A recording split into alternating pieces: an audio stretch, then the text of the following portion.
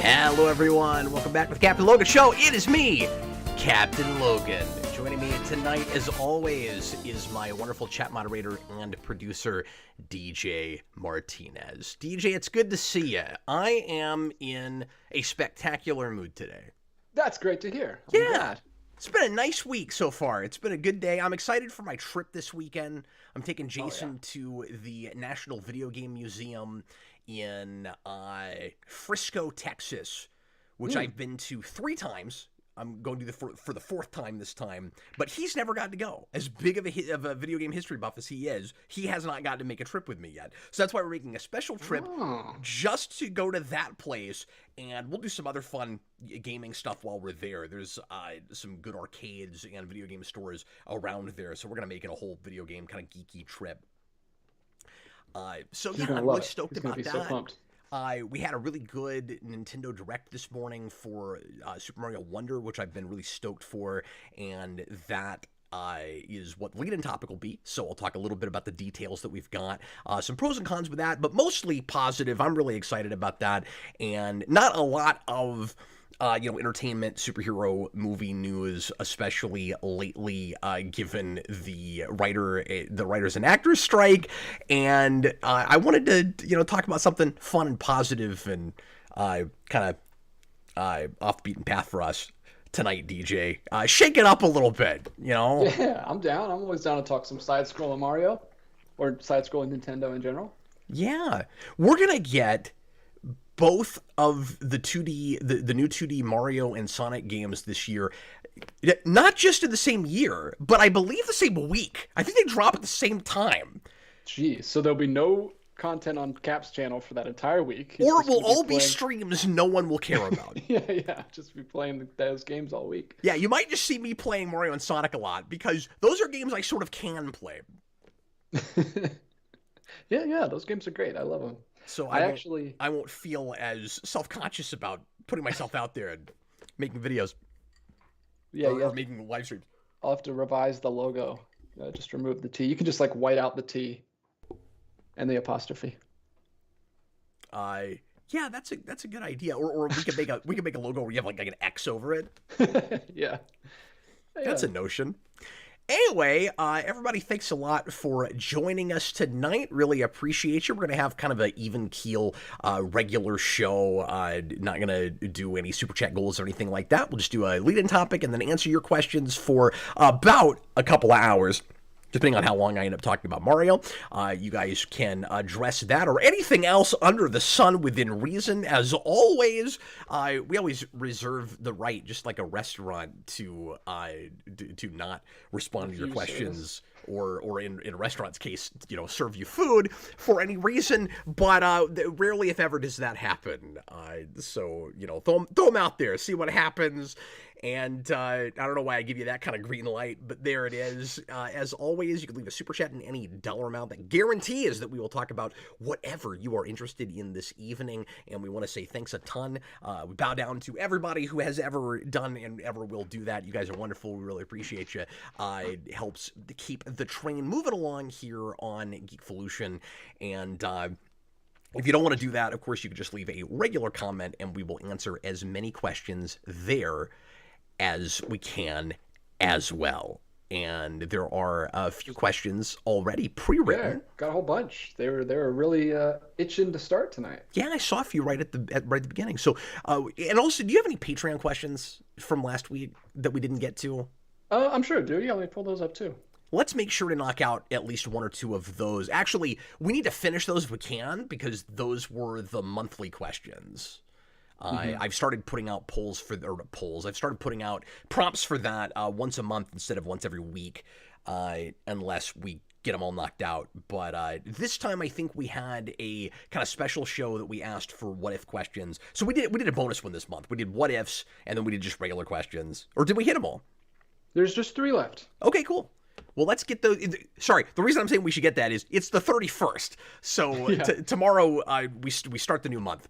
Speaking of tomorrow, as you see there, September already. This is crazy. I know, isn't that nuts? We're just 4 months away from Christmas, just a couple months away from Halloween. I don't know where all the time goes, and yet I do feel like this has been, at least for me, a very busy year, a very I don't know, thick year. Like a lot of stuff has happened in my life I've never this heard year. as a year described as thick, but I like it. I don't know. It's kind of southern, where there's just a lot of something. It's very dense year. Sorry, these days I always stop myself before I say anything that's colloquial like that because inevitably, invariably, someone will turn it sexual. But it's Oh no, not no. you can't say that word in any context. Your thick had a K. It was not a 2C thick. Yeah, precisely. But it's pronounced the same way.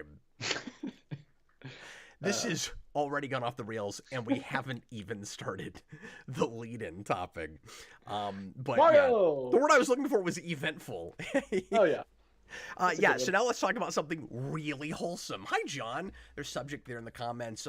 Tom was asking if we were still doing Counting Crypto Freaks this weekend. No, as you see on the screen there, and I was just about to mention this, tomorrow night we're doing another entry for the Superhero Rewind commentary project. It's the 1994 Shadow movie. I'm very excited to watch that with Austin. He's never seen it before. He's going to do his first watch of that tonight, so it's going to be really fun and interesting to get his thoughts. I watched it for the first time in several years this afternoon with Jason, and it holds up really well. We had a lot of fun watching that. So I've never seen that one. It'll be a really good time. I think you'd like it. It's just relentlessly entertaining, that movie. It's not like a super deep character study or anything, but it's considering that it's based on what I think of as like a proto superhero, the Shadow influences Batman real hard, and then Batman comes out in '89, and then the Shadow was influenced really hard by Batman '89 for a movie like that you'd think would look kind of like just a ripoff of Batman, and that does kind of go through the superhero movie formula in the early days, but is real by the numbers. It's one of the better examples of a very by the number, just fun, entertaining superhero movie that has a lot of really good set pieces, and it's a really good spectacle. But the script is like punchy. And there's a lot of really great, kind of banter and stuff. You'd think that a Shadow movie could have a super.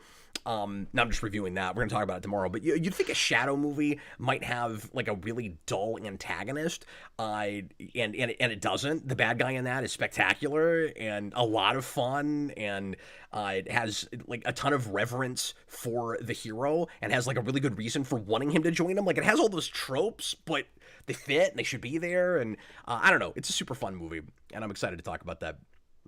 Awesome. It was the best watch I'd ever had of that, and I gave it good marks on Rewind, but when I wrote that a long time ago, but it's better than I remember it even.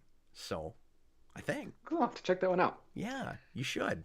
Anyway, so that's what we're doing tomorrow, and then the plan right now, if John's here, which is good, is still up for it, is to do season 4 of the Counting Crypto Freaks 24-hour stream for Smallville next weekend. While DJ is out of town, going to Texas, almost exactly the same place where I'm going this weekend. Unfortunately, we weren't able to meet up. We were hoping to, and then the weekends fell in different places. 1 week apart from each other. It sucks.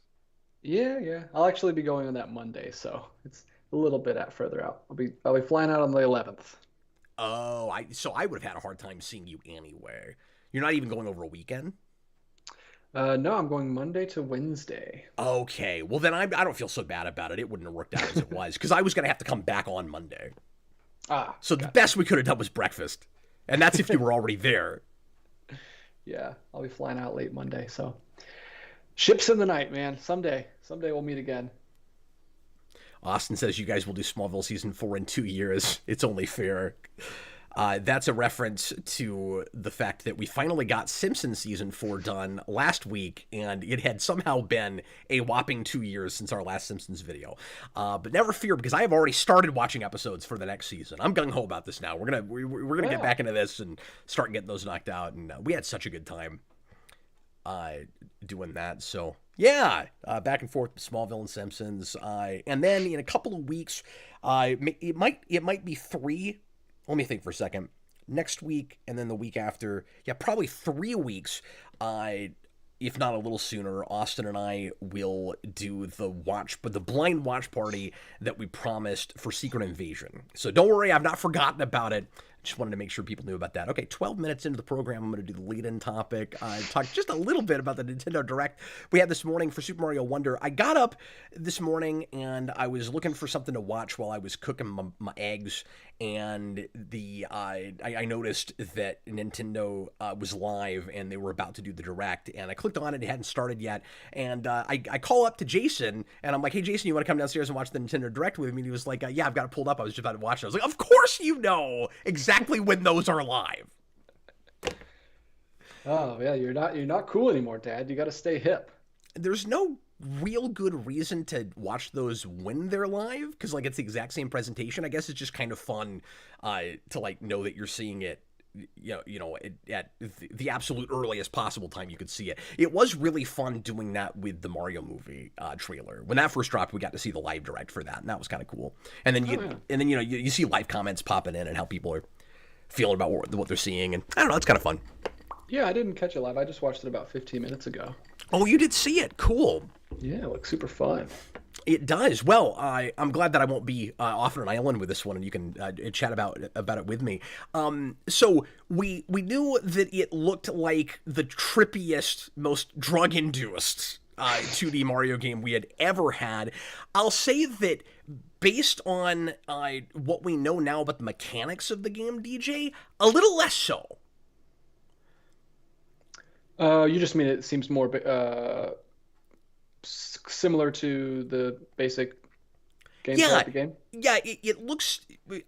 it's definitely more straightforward than I expected it to be, because I didn't realize that the player has to initiate the thing that causes the wackiness.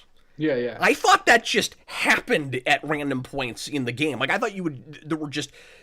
What I thought we were going to see, and I'm not complaining because it looks like a fun system, but what I thought it was going to be was like progressively weirder as it went along. Really, like all of a sudden you have a level where you have pipes that are like moving and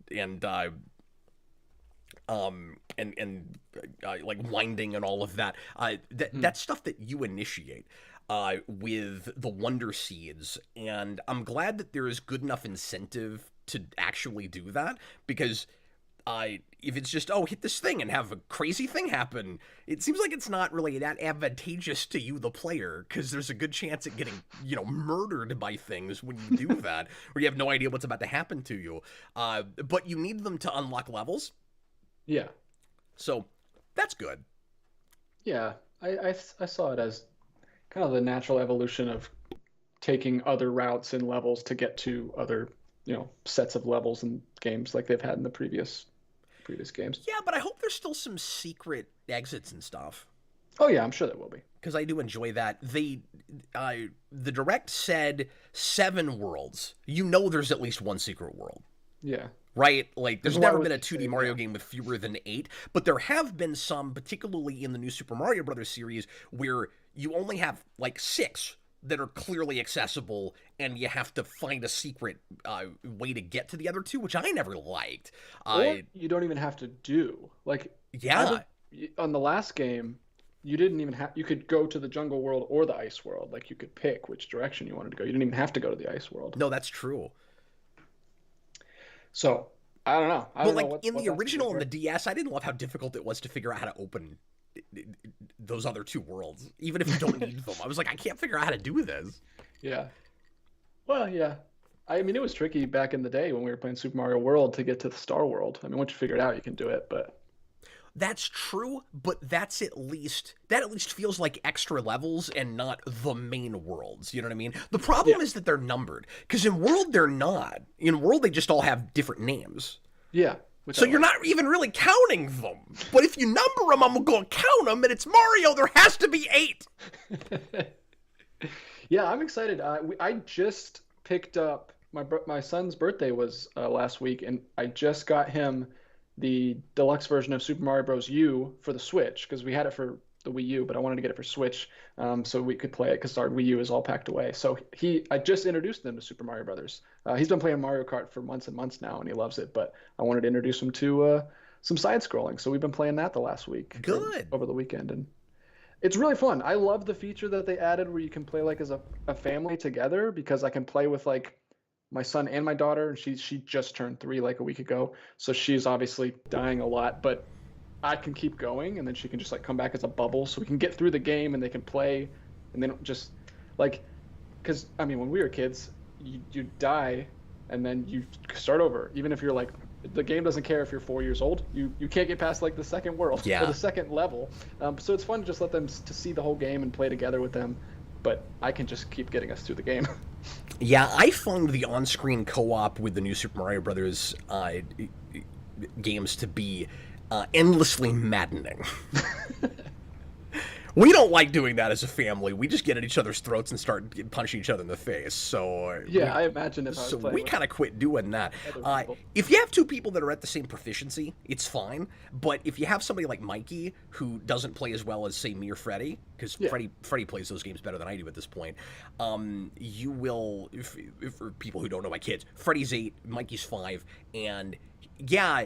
He can die and get in a bubble, and we'll pop his bubble and he'll come back. But he'll get ticked off that he's dying all the time. He'll yell at you for running forward too fast. And then if somebody forgets to pop his bubble, it's absolute chaos. Well, my kids are young enough that it's still fun. But when they get older, yeah, I'm sure that won't be great. But anyway, the nice thing about Wonder is that it has sort of a mode, or at least characters, that you can select for kind of a like super easy mode, where you can do it on Switch too. They won't. What's that now? On Switch, if you play as Toad, it's easier, and then if you play or Toad or Toadette, and if you play as that little purple rabbit, Nabbit, you can't get hit. Like, so I'll make my daughter be Nabbit, so nothing hits her, and she can just keep playing. Okay, I thought that was like a full-on. I forgot Nabbit did it, but you're right. But I was gonna say with Wonder, they also do it with Yoshi. Yeah, which is cool. That'll be fun to play as Yoshi, because no one wants to play as Nabbit. It's cool and it's not cool. So a couple of initial kind of criticisms, or just things I'm wondering about. It would be nice, I think, if that, particularly because I like Yoshi, and it'd be cool if you could just ride Yoshis. I kind of wish that it was a mode and not and that it wasn't tied to characters like that, or that at least there were still Yoshis that would come up in the game that you could get and jump on and ride. Like, it's a little bit lame. It's kind of fun that you can ride on other people when they're Yoshi, even if you're a Yoshi. Like, that's amusing. Yeah, yeah. But it kind of sucks that the only way Yoshi is used in the game is as a super easy mode, can't get hit kind of character. Yeah. I don't love that. I also resisted initially the idea that all the characters play the same. Yeah, that was interesting. Until I realized why. So they introduced something Mario games have never done, and at first I thought it was going to be too complicated, and now I'm very excited about it, which is the badges that give you a slight power-up and a bunch of different kinds of them that you can initiate before you start a level. And it's kind of crazy to see regular power-ups in Mario and also these things. It's super cool, and I assume it means the game's going to be really, really hard. I actually kind of hope that's what it means, because I like the idea that I'm stuck in a place where I die 45 times in a row, and it's me, so that'll happen. And then, I'm decent at Mario, but that'll still happen somewhere, I'm sure. And then you can keep trying, different badges with abilities that might help you get out of that situation. That's really nice. My assumption is that that's the reason all the characters play the same. Because you can do that. Can you just do that kind of stuff? Yeah, that makes sense, I guess. That was the one thing I wasn't super psyched about. Is I don't know. I like my Mario games to be simple. I don't want to add complex extra power-ups and stuff like that. Yeah, but it's not a level up system like I thought it was going to be for a second. I was like, I don't need that in Mario. Don't have you, because it's not like you unlock a bunch of abilities and they all work simultaneously and you have to remember what button does what. It's really not all that different, DJ, from, well, okay, it is in that there's a lot of them, but at least when you select them, it tells you on the screen what they do. Yeah, it's kind of like selecting a power up before you start a level. That's what I was going to say. It is that, except there's more of them, but at least you don't have to memorize what they all do by an icon. Yeah. Like, it does tell you. You get used to it. I know me, and I will probably never use those unless you said it's really hard. But like even like I never use the items that I save up. I always forget to. I don't even like. I just use whatever items they give me in the or power ups they give me in the level. Like I don't like doing stuff. I just like to go and play. I don't know. I'm a really old school gamer like that. I think it's likely the game will be hard enough that it will force you to. But I kind of wonder about that. But yeah, I don't know. I hope so. I'm curious about that. And then another big reservation I have are the flowers that talk to you. I don't need that in a Mario game, folks. That's and I hope you can turn it off. And I haven't looked at any like comments from that video or what people have been saying about this, but I wonder if people are like me complaining about that and are like, "Oh no, is it like does it say the same thing to you every time you pass it? Like if you get hit repeatedly, you have to keep listening to the stupid flower say the same thing over and over again. Can you turn it off? And if you can turn it off, Nintendo was kind of idiots for not mentioning that in the Direct. That should have been in there. These things will talk to you, but you can turn it off if you find that annoying. Like, they should have said that. Yeah, I don't see what the benefit of that is, unless they just thought it was like they're really clever and funny, and they're not. The ones they showed you aren't. It's too tutorial-y.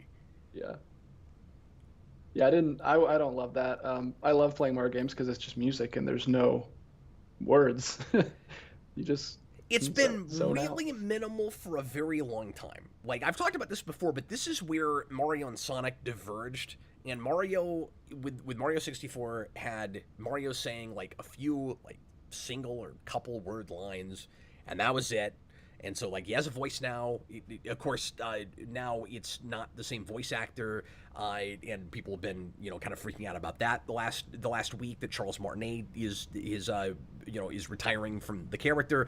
I suspect that Nintendo asked him to step down for whatever reason, and like now he's the Mario ambassador, and he's gonna be traveling and stuff, but I don't know what the new voice is. It sounds close enough, and we know for sure that the voice in this game is a different voice. That this is not like the last thing Martinet did. Like somebody else is voicing it, and I can tell a noticeable difference. So at least it's not like a complete overhaul.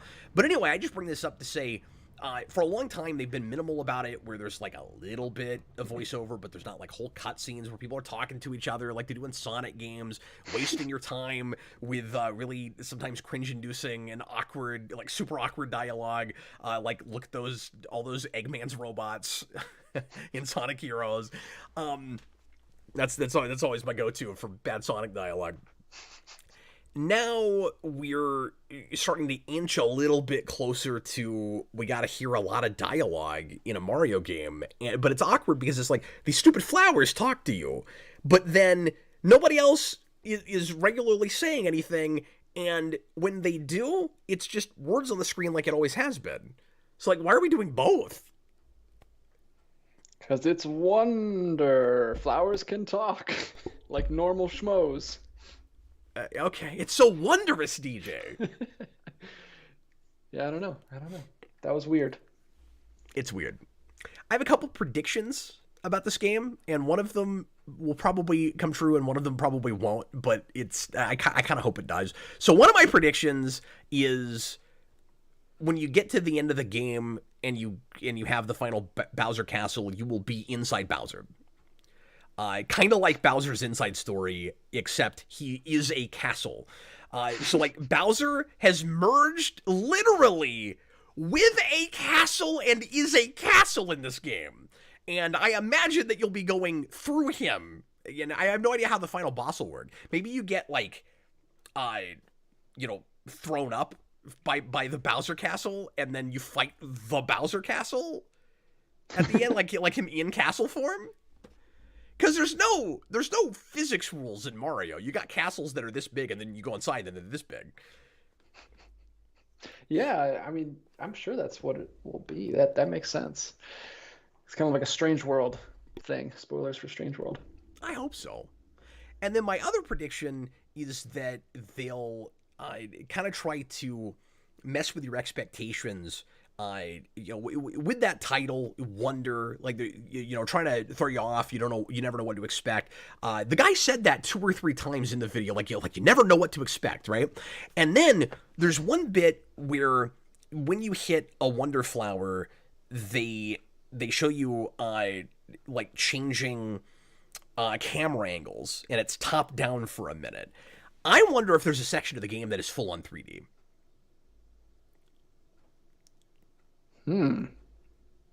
Or at least as 3D as the 3D world. 3D world in 3D Land were, yeah. Yeah. But I wonder if there's maybe like a level or a whole world that does it, or maybe even a Wonder Flower that does it to a level.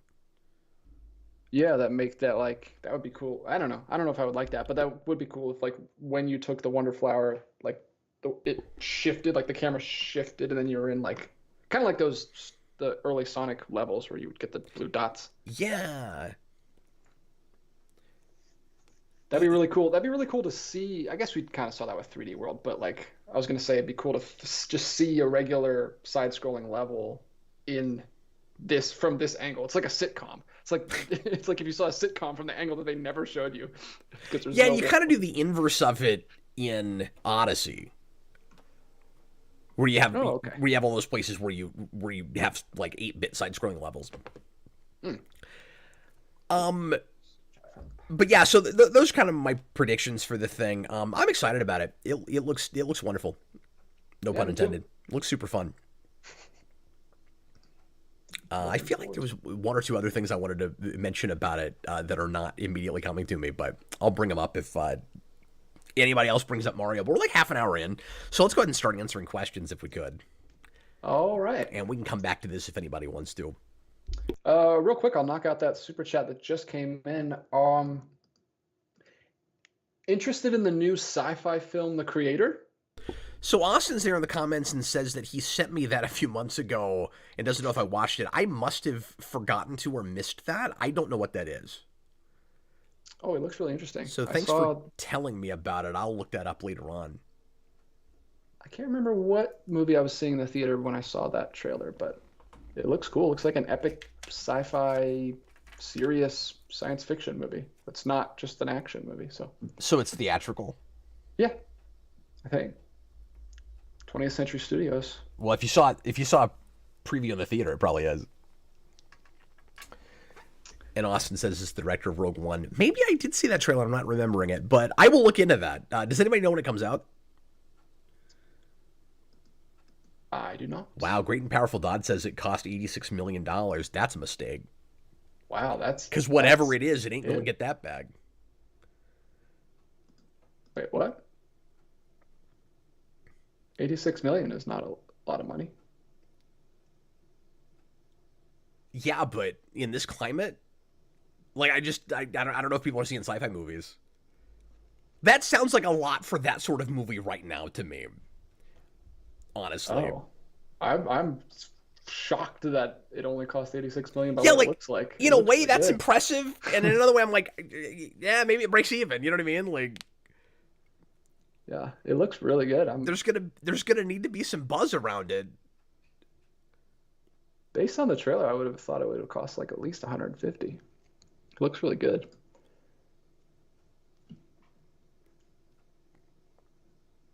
Okay, Austin said in the next few months, so it's this year. Oh, okay, cool. See, I thought like it was just about to come out, and I hadn't heard anything about it. If it's, maybe it'll get more buzz and more word of mouth, right up. Closer to it. Yeah, maybe so. But I am interested in checking that one out. Let me see. Let me read this comment real quick. Actual Fandom is a name I don't recognize, and he says, just watched your Green Mile review on Organized Chaos's stream, earned a sub. I appreciate it, but what is Organized Chaos?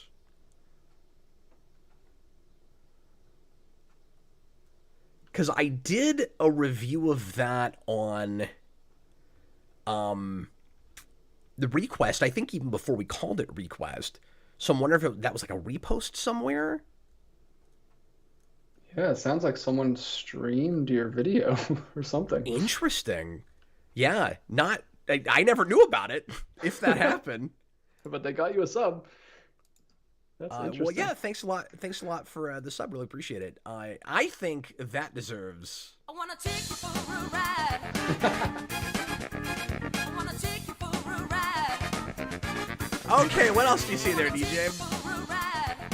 All right, I'm gonna get to some of these, knock out these Patreons. The next one that we didn't get to last week was, in your mind, what is the true continuation of the Burtonverse? I thought you were gonna say meaning of Christmas. The Burtonverse, the Sam Hamm comic, the Schumacher films, or the Flash movie, or something else. So I'm in something of a minority with this, although I know I'm not by myself in not loving Returns. For me, there's not a real continuation of '89. It's a standalone movie. Returns barely feels like it's in the same continuity to me, and then Forever feels like it's a soft reboot into yet another continuity, and Batman and Robin kind of even then again. Like, all four of those movies feel very, very separate to me, even though they share some of the same characters and actors. And so, and there hasn't been anything that's attempted to go back to that yet, where I'm like, this is the clear definitive continuation of this. The '89 comics are very odd, and I'm glad they finally happened. That artist was trying to get that going, made concept art years ago, pitched it to DC. They didn't go for it, and then they finally got to make it, and Sam Hamm ended up writing it, which is really cool. But he just went to some left field places with that. I did, DJ, finally buy the rest of that. I had read it in digital, and I just got the hardcover on a whim a couple weeks ago. I never buy comics in trade anymore. But that being '89, and like I love the cover of it, and it was a really nice looking hardcover. I was like, I don't even love this book, but I'm gonna go ahead and buy the hardcover because I'm such an '89 collector. So that being said, I'm hoping to review that in the not too distant future and finally talk about the whole thing. I have talked about the first issue a couple of times, but I haven't weighed in much on the rest of it, and it's been a while since I read the end of it. So I don't even remember it real well, but I remember feeling weird about it. So, but yeah, so he said that and Returns. Was there even another thing he threw in there? He said the Flash movie. Oh yeah, right. And that also, it feels like a different character, and the way '89 is roped into that as a universe is very muddled and convoluted and confusing. Because it really doesn't have anything to do with that world, except the house looks the same, and he's had similar experiences, but the world around it is not that world. So no, not that either. And I know it was really exciting for some people to see Michael Keaton play that character again. It wasn't a big deal to me because it just felt so far removed from it, and I thought that script was overall kind of terrible. But one of the only scenes I really appreciated, or at least gags I really appreciated, was, and some of it's just the way Keaton delivers it, the way he's performing it. That bit, and spoilers for that movie, it's on Max now. You can watch it. Nobody else is, so help him out. Give him some views, I guess. DJ, I don't know if you know this, but they released numbers this week. I don't know why, because we're always complaining that you don't get numbers for streaming services, but we got this breakdown of all the superhero movies in the last couple of years. Like, people were making a big deal out of this proves superhero fatigue. Like, look how few, like how much it's declined. People watching these movies, and I'm like, I don't know, you're bearing the lead a little bit. It seems like the headline here is we know what the numbers are. But yeah, Flash barely cracked a million views and is not recouping anything post being in the theater. But as we know, it wouldn't anyway, because streaming services are not making anybody any money. Yeah, Alex Barron says this stream is getting more views than the Flash. That's hyperbolic, but only slightly. Yeah. So anyway, there's that moment where, for some reason, Bruce Wayne understands how time travel works. Oh, I don't know why, and he's breaking it down for the two Barry Allens, and he's got the metaphor about with spaghetti, with the strands and how time travel works, and the way he delivers that is fun, and I like that bit of writing, but I don't understand why Bruce Wayne understands time travel. He's Batman. And the last Patreon question to knock those out was Thanks, man. SS Jerry. Oh, you know what? I'll do this for Patreon questions too. There's one, there's two, and then we're gonna have one more. All right, go ahead. What's your guys' favorite video game story, lore, etc., and why? It's very difficult for me not to cop out and just say the Arkham games, but that is certainly the video game series that I got the most entrenched in as far as story goes. And yes, some of that is because I was already such a Batman guy, but like it's Paul Dini. He's doing a kind of updated, more adult version of the great stuff he always did with Batman, and so it especially City, it just spoke to me. And I've always said this, but it felt like almost the third great, like it's not in comics, but it felt like almost the third great sprawling comic story over lots of books. Like it could have been told that way, like Nightfall was in No Man's Land. So for me, like that's almost a trinity, at least of my favorite big sprawling Batman stories, even though they're in different mediums and it doesn't really make sense. But it's Nightfall, No Man's Land, and then Arkham City. And I can't say the Arkham universe at large, though, because it doesn't end well, but unfortunately. And then, as far as, like, original universes go, it's, or like, stories of a particular game, I need to go back and play it again, because I've only gone through it once, but Detroit Becomes Human is definitely up there. Yeah, I remember you doing that stream, those streams. Oh, that was an absolute tragedy. Do you have one? Because I know you're not really a story-driven game person, and I'm not either, but I've at least done a few of them now.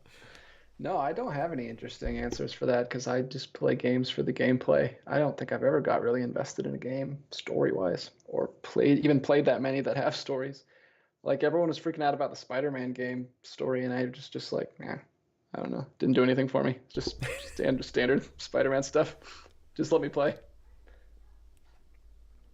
Yeah, I think I look at it a little bit differently now after having the experience I did with City, where I'm much more open to having the cinematic gameplay experience.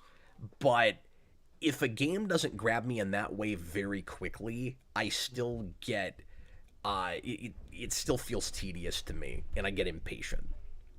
And I have the thing you do where I just want to play. But if it grabs me early enough where I'm thinking of it on a cinematic level at the same time as gameplay, I can live in that world.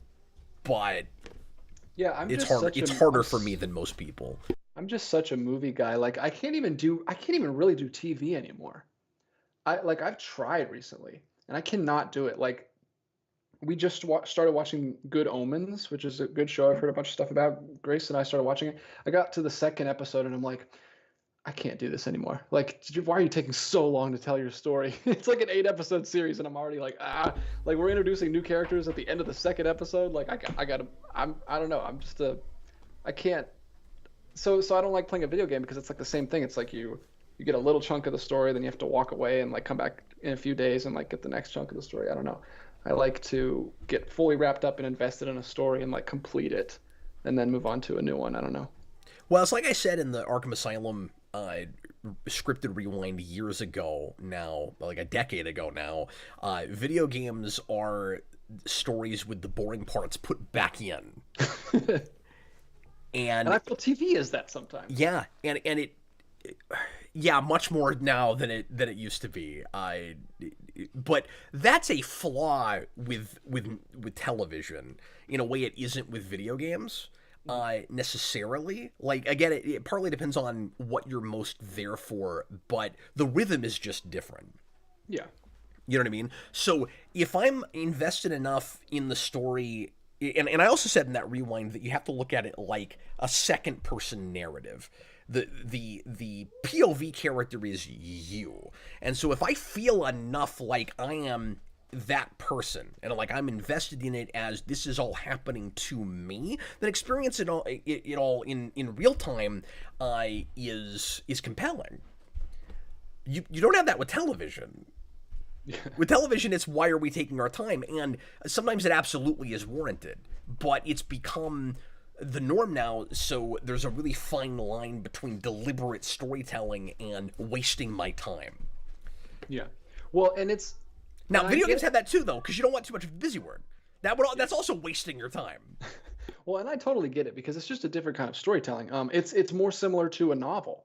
Like, novels have weight. That's why a lot of novels don't translate well to film, is because the pacing is way different. You build up tension and you go back down every chapter. And you can't do that in film. You can't, like, that's why you have to condense a bunch of stuff. It's not necessarily just the length. It's the novels are told differently. Like, you're constantly building tension and releasing tension every chapter or over a couple chapters, whereas a film it's just one piece. Yeah. So I understand if you love, that kind of storytelling, it works great for TV and video games. I don't know. I've gotten away from that. I've just gotten so into the medium of film lately, I guess, that it's hard for me to get back. And I didn't grow up with TV, so I don't have that foundation. Yeah. And I'm much more of a TV person than you are, certainly. But as a writer, I come from a short story world. So, yeah, so there you go. So, like, in a way, I guess, my operative medium, and like, I've written novels. I like that form too. And I'm very wordy, especially these days. So it's much easier, actually, for me to write 100,000 words than it is to condense something into 20,000. But I was just going to say the operative medium for me is actually probably the anthology show. Yeah. You know what I mean? The episodic TV format. Mini movies. Yeah. 22 minutes, 45 minutes. I wish we could get back to making vignette films. Yeah, and I really wish we could get back to more anthology television. And yeah, there's like season anthology, but I wish we could get back to episode by episode and have more stuff like that and not have them all be procedural crime shows. Because that's all we do with that. Because it's made for broadcast. All right, well, that was a good question. I'm going to go to... It was. And I enjoyed talking about every possible medium besides comics with you. That was wonderful. Yeah, we need to do more videos together, talk about more things together, because we have a lot of fun just talking about conceptual ideas more so than news, I think. Yeah, absolutely. Well, that's always been more where I live anyway. But you're right. I miss doing. I mean, I love doing the show with you, but I miss doing other kinds of videos together. And yeah, I'm super jealous of Austin of doing the GNNs, because those are a lot of fun that you guys have been doing with those. Some cool ideas. I've been tuning into some of those. Oh, thanks, man. Well, we'll totally bring you in for one. I had not been inviting you because we were doing them so late, but his schedule has changed now, where we can do them earlier in the evening now. So. You might be able to join us for one at some point. Oh, sure. Daniverse says, crime procedurals appeal to the older folks. I can attest to that because that's all my parents watch. That's all my mom and my stepdad watch. Let me say that. All my dad watches is like shows from the 60s. Oh, nice. My dad is really into 60s television. And I also love 60s television. And I wish I could take the time to watch some of the stuff that my dad has gone back to. Because occasionally he'll be like, hey, did you know about this TOS character or this TOS actor that guest starred in, whatever the show was, Gunsmoke, Columbo, whatever the show was. And I'm like, no, I didn't know that. Yeah, you should do a podcast where you, like, talk about every single guest appearance of every Star Trek actor, like Connor does with Twin Peaks. That's honestly a really cool podcast idea. I would not be surprised if somebody else hadn't already done that, but that would be cool. And it would be cool to go even into 24th century Star Trek with that too. and look at, you go find like John Delancey appearances, and like there's a lot of really cool stuff you could do. I know you were joking. That's actually a wonderful idea for a show. Well, feel free. Feel free. I'm full of them. No one would watch, but that is a really cool idea for podcasts. Okay, moving right along. So Daniverse wants to know, do you have a weak stomach when it comes to horror? Let me let you field it first. I'm curious about that, because I know horror is not your thing, but is it because it's hard for you to look at gore, or do you just not prefer it to other things? Yeah, I would say that. I would say the latter. I've never had a reaction to. I've seen things, but I've never like had a physical reaction to anything gross. Hey, now I've seen more dead bodies than you ever will. That's true. Hopefully they weren't like mutilated though. Not typically. I did see something close to that one time. I have seen a gunshot wound to the back of the head, but that's about the most gruesome thing I've seen. And I mean, it was gross, and really sad, by the way. You know what? There's actually another one. I don't know if I should even say this on camera. Well, just because it's really depressing. I feel like now that I'm saying that, it's been 15 years. I mean, it was a really long time. I saw, and like they were under a sheet, like just a glimpse, but I saw enough that it was that it hurt my feelings, and I had a hard time sleeping that night. Is it like a self-harm? No. This is one of the worst things you can possibly imagine. Like, do you want me to tell you? Because it's awful. It's up to you. Babies burned alive. Oh my gosh! What? Yeah, I did see that. That's insane. Yeah, like it was a house fire. It didn't get out of a fire. Yeah. Oh my gosh. Yeah, more than one. I've never seen that. And sorry, that just came to me in the moment. I'd forgotten all about that. Jeez. Anyway, that's very depressing. Apologies to anybody who's very, very sensitive to hearing things like that. But anyway. Yeah, I've never seen that in a film, but much less in real life. Yeah, I actually saw that happen, or not happen, but saw it. Yeah, I've seen horror movies. And I even like some. Like Santa Sangre I watched recently, which is a Alejandro Jodorowsky film, which I liked a lot. Really cool, like spiritual sequel to Psycho, I think. 1970s circus pseudo giallo film. Very cool. So I don't get like, anyway, to answer the question, no, I don't get sick to my stomach. I just don't enjoy it at all. Like I don't get that thing that a lot of people seem to get, like about watching people get killed in interesting ways. Like I don't like watching people get killed. It's not a pastime of mine. Yeah, I don't typically either. I guess I sort of get the slasher thing to a slight degree. Maybe I just have to be in just the right mood. I don't know. Yeah, and I get it. I mean, I get it. Like there's, especially when it's like comeuppets, like watching bad people get killed. I don't even have that. Like I don't even like watching people who deserve it according to the film's logic get killed. Like I don't want to. But I think people enjoy it on like the level of a cartoon, where it's like here's this really clever way for a person to be just absolutely eviscerated. Yeah. No judgment. I'm just saying, for my personal taste, it's not something I like. So that's why I don't watch horror. Not necessarily because I get queasy or anything. Alex Barron, I apologize. Cinematographic, I apologize. And Austin unsubscribed. Well, you still got to show up to work tomorrow, sir. Yeah, you don't have to be subscribed to be in the videos. It's fine.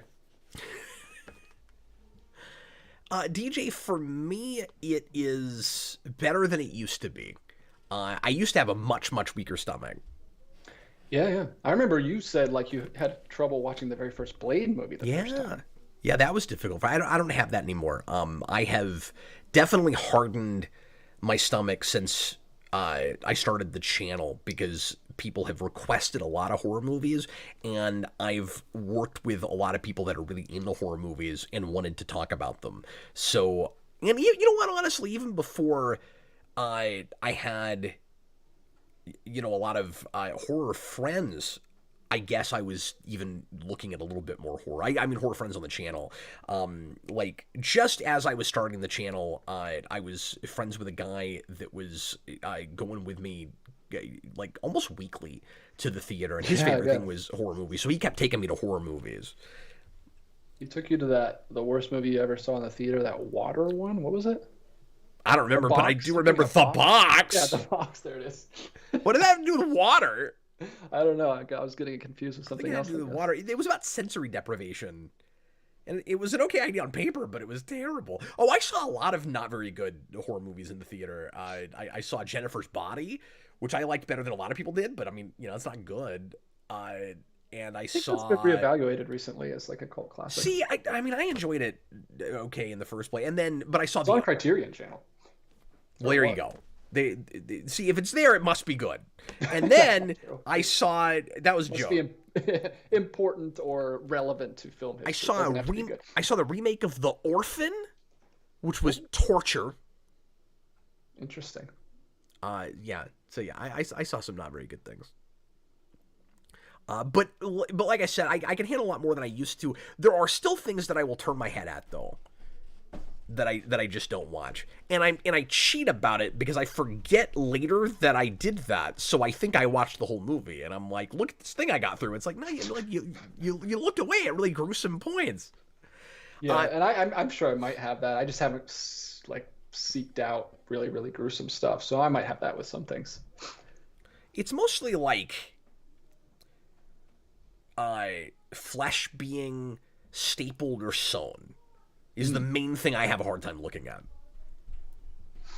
Well, so I guess it was what, circa 2007-ish? 2006, when X-Men 3 came out. Try to put yourself back in this. Did the cutting off of the wings give you the heebie-jeebies? In that opening scene? Because I always thought that was kind of gruesome for an X-Men movie. Yeah, it is, but for some reason, if it's not human flesh, it doesn't bother me as much. So the fact that it was like an avian body part, and I like, it looks real enough, like they did a good job with what that looks like, but in my head, I can still separate the fiction and go, I'm looking at a prosthetic that's being cut into. Oh, okay. See, that was actually worse for me because it was a kid. And like the psychological thing enough. There is like, good grief, this kid's trying to hide who he is so hard from his dad that he's cutting his limbs off. Yeah, for me, I'm just seeing, and you know, maybe it's sad if I can't suspend my disbelief more than this. And again, it's not on the movie. I mean, that movie sucks, but that looks good. Well, that was the first scene, so we didn't know it was going to suck at that point. Right? No, that too. But I was just going to say, I'm seeing the movie making in it when I look at a scene like that. Yeah. No, that's totally fair. That's sometimes you can't look past it. Roboter's Cap does not like body horror, noted. Yeah, and it's my least favorite thing to have to deal with on the request. I've had 3 or 4. Yeah. Have you seen any Cronenberg films? Oh, you guys watched The Fly. And have you seen any of his more like bizarre, weird ones? And to be fair, that's an exception for me. I love The Fly. That was one of the best movies on request I had to watch last year. I'd be interested to see. I haven't dipped my toe in Cronenberg yet, but he's made a bunch of I'm other sorry. ones. That was not a request last year. That I think that was just a movie that Austin suggested we do for Halloween. I'm forgetting, but we did a commentary on it instead of just a discussion, so I don't remember if that was requested or not. But we did that, and we did Candyman, and I loved both of those movies. I thought they were both really, really good horror films. Cool. All right, there's a whole nother completely different GNN right there. Slipmaker. Can I read Austin's comment real quick? He says, sure. That's what I have with film violence in general. I know I'm not seeing something real. Anyone who loves violent movies would react differently seeing it in real life. Yeah, there's a disconnect. For most people. there's outliers. Yeah, but I imagine that's what a lot of my friends that like horror most people have. I bet John has that. I don't want to put words in John's mouth, but I bet he has that. I bet Vince has that. Yeah, a lot of people that are super into horror movies are like super sweet, like kind, soft-spoken people that just that's how they get out there. I punch a punching bag, and they watch people get murdered. Everyone's got to get out their aggression some way. Yeah, sure. I guess what DJ's really saying is some of his best friends are horror fans. Yeah. Hey, can we do one more and then we'll take a break here? Yeah, sure. We will tackle this $1.99 Slipmaker super chat that just came in. Okay. Amazing's death in Mystery Men scared me as a kid. So I have a confession to make about Mystery Men. I did a scripted rewind for that movie all the way back in like 2011. So it's been more than 10 years. And I remember nothing about that movie. I know I liked it. I gave it a good review. I don't remember anything that happens in that movie at all. I remember Ben Stiller. But I also knew that before I saw it because I remember the poster. I know nothing that happens in that movie anymore. And it's on the short list because we had... Sorry, DJ, I didn't mean to cut you off. No. We have some movies that were requested earlier in the year during a 24-hour stream that I promised that we would cover on Rewind, which will now be covered in the commentary project, and that's one of them. We got to do that. The Shadow was one. That's why we're doing that tomorrow, and I forgot what the other two are, but I've got them listed. Yeah, Mystery Men just got a Kino Lorber 4K release, 4K restoration on that with a nice slipcover. So maybe look into that. Guys, we're gonna go ahead and take a 3.5 minute break here. Thanks a lot for joining us. Hope you are having an enjoyable time. We certainly are.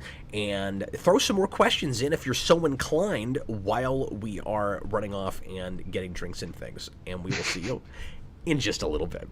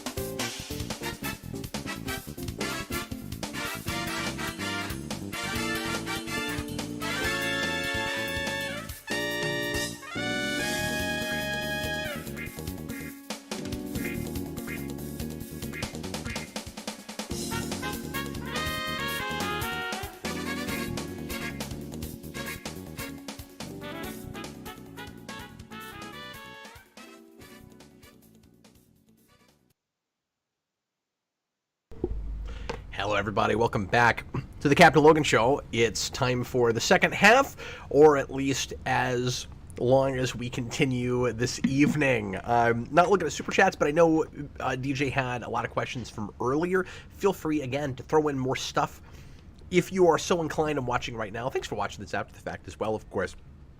And we will see just how long the questions keep us going, whether we go a full 2 hours tonight or we stop a little bit early.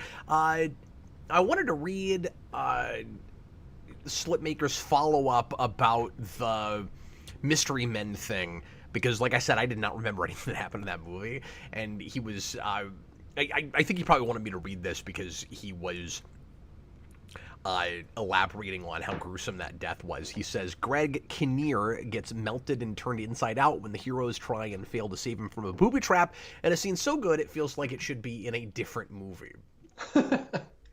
Yeah, I'm excited to see that again. Greg Kinnear, wow. He was everywhere in the 90s, early 2000s. Serves him right. He plays a jerk face in like every movie, so seeing him get murdered like that might have been satisfying for some people. Well, he's just typecast. It's not his fault. Yeah. He's in one of my favorite movies is Little Miss Sunshine. He's like the really, really terrible dad in that movie. I've still never seen that. Oh, highly recommend. Highly recommend. Just watched it a couple weeks ago with Grace because it's kind of a summer movie. Who is it that always talks about that movie? Is that a Connor movie? Is this? I feel like somebody talks about that movie all the time. Connor hasn't seen it. Okay. Well, I don't know. I don't know. Maybe it's me. No, I don't talk about it. I like it though. Well, you said you just saw it. Oh no, I saw it like. Oh, maybe I've heard you like say it one 2006. time, and sometimes it's amplified in my mind 10 times when somebody brings up something once or twice. I'm like, God, you talk about that all the time. And he's just like, I never bring this up. Yeah. Why do you remember that, but not Mystery Men, which you wrote an analysis of? We never remember the things that are useful to us. No, that's right. My brain compartmentalizes things the stupidest ways. It'd be nice if I had control of my own, psyche. Yeah, like if we could. Yeah, if we had like a file, if we had control of the filing cabinet, like we could choose what we keep and choose what we throw away. Yeah, what a great way to put that too. Like you can choose in a filing system. Let me use your analogy, or on a computer. At least to some degree, at least on a Microsoft computer, maybe not on a Mac so much. They kind of stick you to whatever their standard thing is, but you can kind of choose your own, the proprietary thing. But you can choose your own like way of organizing stuff, but not in your brain. It's much harder to reprogram your own cranium. Maybe eventually we will. That's got to be a Black Mirror episode, right? They probably already done that. Maybe so. How much of that show have you seen? 2 episodes. Yeah, same here. I've only ever watched 2 or 3 of those, and I like the ones I saw. I just never went back to it. Yeah, they're both horrifying. I think it was episode 2 and 3. I skipped episode 1 because everyone told me to skip episode 1. But I watched. I think maybe I did the same thing. 2 was the one about like the porn star who like finally gets her shot, and then 3 was about having the camera in their brain that you have footage of everything you've ever seen, and it's like about his wife has an affair and he like has to know, and it drives him insane. Yeah, both of those were very heavy experiences, and we're like, I don't know, I never went back to it. It's like, is every episode like this? Yes, gosh. and because I saw 2 different episodes and they were also heavy like that, and social commentary that really hits close to home, where you don't feel like you're far enough away from the thing you're watching. I saw the one that was straight up Star Trek, and that was painful in a couple of ways. I didn't love it, but then I saw the one with the guy on the treadmill who's like forced to watch like propaganda television everywhere he goes, and I remember that one being really good. Yeah, maybe I saw even one other one. I forget now. It's been a long time. Yeah, I hear. I mean, I have like that's all I've seen, but I've heard that like the latest season is not very good. It kind of fell off, but I don't know. Bob Garland on the topic of Mystery Men. Paul Rubens died a couple weeks back. I forgot he was even in that. I was hoping for a commentary for that occasion. Yeah, I haven't done anything for that, and we should. And so I'll try to get that done sooner rather than later. I haven't decided yet what the very next rewind will be. Rewind commentary will be after tomorrow night, because I wasn't going to do 2 requests in a row. but maybe we ought to. I don't know. There's a thing I wanted to go ahead and get knocked out that we were going to do for anniversaries this year. So I'm not sure when that'll happen. Probably next month sometime, though, at least. Well, I say next month. Probably not past next month, because next month is tomorrow. It's so unprofessional. eBay, stop telling me about deals. I don't have any money. But very quickly, I want to just bring up the other couple of big celebrity deaths that have happened recently, and obviously rest in peace to all three of these folks. These things always come in threes, although two of them happened, I think, in the same day or 2 days apart, maybe. But I think it was the same day. So we lost Paul Rubens. What was it? A couple weeks ago now, and that was really sad. I think that was one that nobody saw coming, It made me want to finally go watch the Pee-wee stuff that I never saw. And I haven't seen Pee-wee's Big Adventure in a million years. Like, I saw that as a kid, but I haven't seen it in a really long time. And Adam, Adam from Star Trek Club? He is obsessed with Pee-wee Herman. He's like a huge Pee-wee Herman fan. I actually need to reach out to him, because I haven't talked to him since Paul Rubens died, and I'm sure he has feelings about that. But anyway... and then we lost Bob Barker at 99. He almost made it to 100. And I'm a huge game show fan, and I wanted to bring that up. That it's neat that he lived as long of a life as he did. And and then of course you had all the people online making the crass joke that he got just as close as he could without going over. Yeah, you know what though? I don't know how crass that is. I think that's actually kind of clever. I don't know anything about the man. So he got as close to $1 as you can get without going over. No, I think he would have appreciated that, to be honest with you. I mean, think about it. If he had made it to 100, everybody would have made a huge deal out of how he landed on $1 on the wheel. And then if he made it to 101, people would have been like, "Oh no, you went over." No, that would have been a worse situation, because they would have all made that joke, and then he would have died, and then they would have been like, "Ugh." Yeah, no, absolutely. But I feel like once you get past a certain age, and especially if you're that close to 100, it turns into, unless you died like a really painful or horrific death in some way, unless you were struggling with cancer or something forever, and you know that like the last several years of the person's life were just dreadful. And I don't know how bad a shape he was right at the end. I mean, I always got the feeling that he tried to put on, a good face and make it at least seem like he wasn't going through too much. And I know that he continued like speaking and giving a lot of money to animal rights organizations and things like that, because he was, as everybody knows, with the spayed and neutered thing, he was huge into that. So I don't know, just how bad off he was, but I was just gonna say, like, when you get really close to 100, at that point it becomes like a celebration of life, much, much more than a mourning, where it's like, oh no, it's so sad that we lost this person who lived way longer than I probably will. Yeah, no, that's awesome. It's hard not to respond to somebody that lived a really long time that way. On the other end of the spectrum, you have Arlene Sorkin, who died at only 67, and she was DJ, the original voice of Harley Quinn, and really, really good, deep friends with Paul Dini. She famously helped him get out of the horrible, traumatic funk that he was in after the severe beating that he suffered in the early 90s by some jerks on a street that he wrote a comic book about.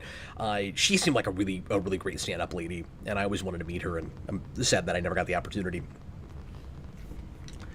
But yes, she passed away as well, and that's a case where you're like, wow, how did she die that young? Yeah, I hadn't heard of that third one. That's crazy. I heard about that the same day that Bob Barker died, and like I said, I think they died the same day. Oh wow. So it's kind of weird. This keeps happening with me. Just two people that are, in things that I really care about that die in close proximity. to a much larger degree, I had this at the end of last, but a lot of people did at the end of last year with Kevin Conroy and JDF. The same month. I mean, that was such a rough month, and I don't always take these things real hard. Those two right next to each other. Yeah, well, JDF died while you were in my house. Yes, and we made a live show about it. Very strange. And we were both just, kind of rattled by that. Yeah, you didn't even want to like do the video because you were like, I don't know if this is real or if this is. I mean, it's a really weird thing to make a rumor about, but you don't want to put anything past the internet. Yeah, and then it became clear as we were making that it had happened. And, obviously that one was rougher because it was a suicide. And then with Kevin Conroy, it just came out of nowhere. And nobody saw that coming. Yeah.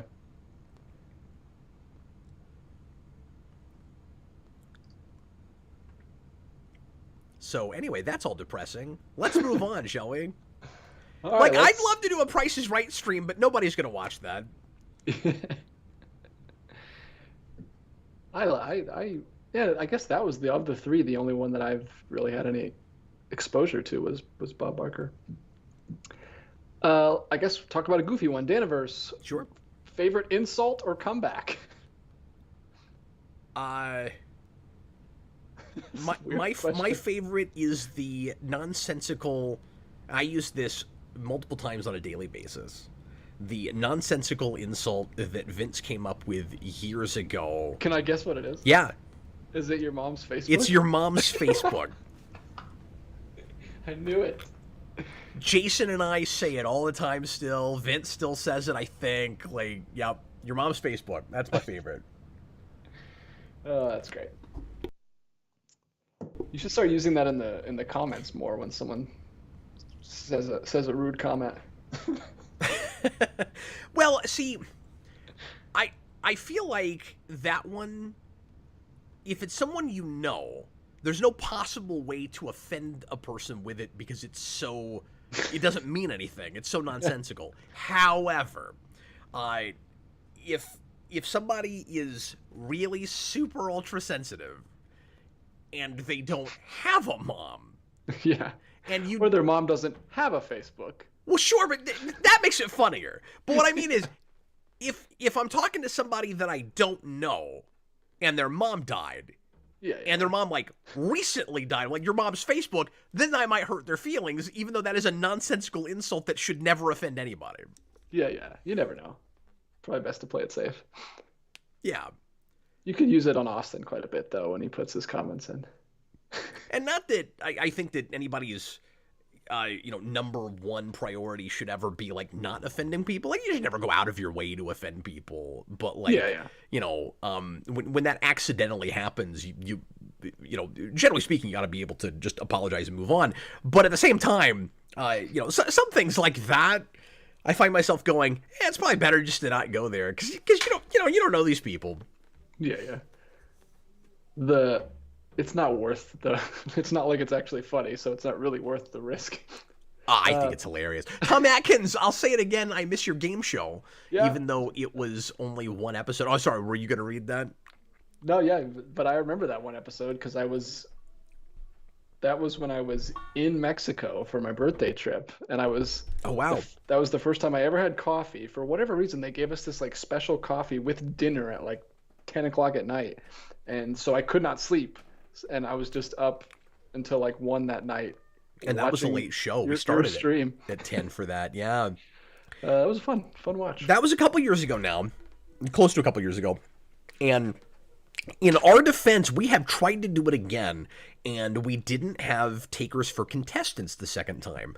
I don't know if it was just a bad time for people or what, but I put my feelers out the second time.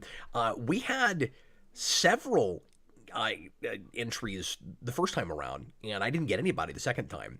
So we haven't tried it again, and what we've been kicking around doing is bringing in some folks that work on the channel for contestants for when we do it again, and then maybe I'll try to open it up to viewers after that. But I'm trying to remember what we're gonna do. It was gonna be Jason, Yeah, it was gonna be Jason facing off against Austin and somebody else. And I can't remember if Austin was trying to get me to have you do it or who it was. I forget now. I'm down. I'm down to try. I would embarrass myself with video games and comic stuff probably. Oh, Lana Song says the second time was during Thanksgiving, so that's why I didn't try. Surely I didn't try to put it on Thanksgiving. Maybe it was the same weekend, though, and that ended up being a problem. It's the first time in 14 years I've ever put out a call for something and got no interest. Which is remarkable in and of itself, by the way. Yeah, maybe it was Brandon Austin. Maybe that's what we were talking about doing. Anyway, we'll figure it out. But obviously, DJ, if you're interested, we'd love to have you. Sure. We could ask Brandon, like, you know, which film was that one film that put the credits at the front of the movie? It happens so rarely. Such a unique take. It just never happens. I think that'll be a harder one for me to write. Like, if I know the people that are there besides Austin. Yeah, because it's hard to be unbiased when you're writing questions. Yeah, you really can't be. And I guess I could put a call out for that and let the viewers write it, and then I wouldn't have to do anything. Hey, there you go. That's actually not a bad idea, and I'd probably get more takers for that.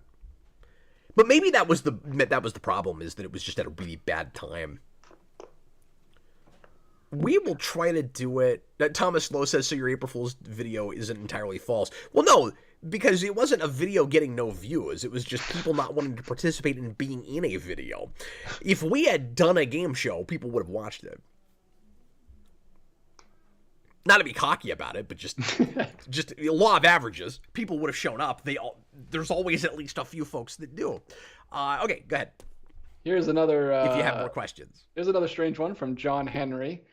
With a clarification at the end, because he put in another one. He says, if you were both given $2 million and 6 months, got all this, to train as you are right now to play the lead character in a worldwide blockbuster movie, which character do you choose? And then he put in another one that said, keep in mind, you'll be remembered for this for all time. So that's like comment of the stream. That's a really cool question. So $2 million to do any role, like, and we can pick our role, so this isn't. Yeah, I'm not sure. Entirely realistic. The dollar amount sounds arbitrary to me. Like, really, the question is just if you could pick any role to have to play in a blockbuster. Yeah, I guess that would be an interesting. I mean, why does the money matter? Is it just so you know you're getting paid for this? Yeah. Incentive. I mean, we're both busy guys. We've got families and jobs, so I mean, we wouldn't be able to take a role probably if it was just for free. Austin says Man Thing. Austin wants to be Man Thing. He's got to walk around in a big ass Man Thing costume the whole time. Yeah. So we only have 6 months to train. Well, I guess the $2 million would help because we could pay a personal trainer and a personal chef to get in the best shape. Yeah, I mean, when he says train, I didn't know if he meant working out or just learning to act or both. All of it, I guess. or you know, you like research for your character. I say learning to act because I'm not a very good actor, admittedly, and I'm about to, by the way, make a movie where I'm playing myself multiple times. So that'll be good. I'm actually thinking about looking into some acting lessons for that because I think it's going to be very, very difficult to pull off. But I digress.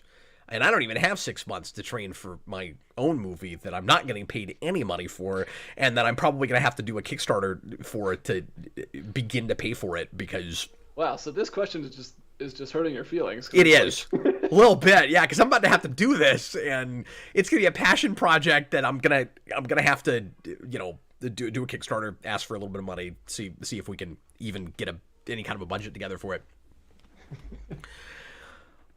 Slim Baker, singing coach, you're going in a musical cap. Okay. I thought you said singing couch for a minute, and I got excited. I was like, I get to play a singing couch?